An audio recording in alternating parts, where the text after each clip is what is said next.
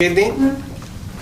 Take a look on page 616 in your lab book, and this is exactly like what you see in your what? In your lab book. Exactly. Obviously, this is scanning. This is the lumen of the ureter right here. That's where urine would be. This is the so-called mucosa. That's the epithelium.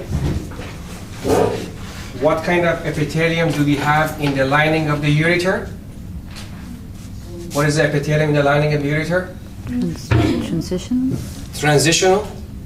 Yes? Transitional epithelium, just like the urinary what? Bladder. That's what I'm only using this because the bladder is exactly like what?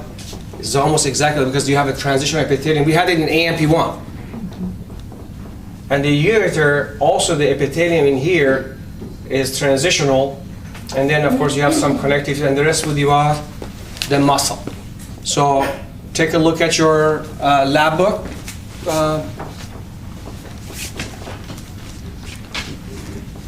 And as you see, this figure right here is exactly like what you see there. Find the transitional epithelium. Yes? And then you have what? The lamina. Of course, you don't see the lamina. In between those transitional epithelium, you have the lamina propria. And then the muscularis what?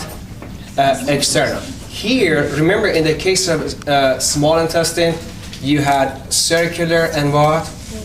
Here is the reverse. You have longitudinal and what? Circular. But you do understand that these are smooth muscles, not in a sense that you have what? Circular goes. So here is reverse. This is the longitudinal ones, and this is what? The circular. And the rest of course connective tissues, adipose or collagen fibers. But anyhow, so the lumen, the transitional epithelium, and of course what? The muscle. The longitudinal what? Circular. And that's what exactly what you see right here.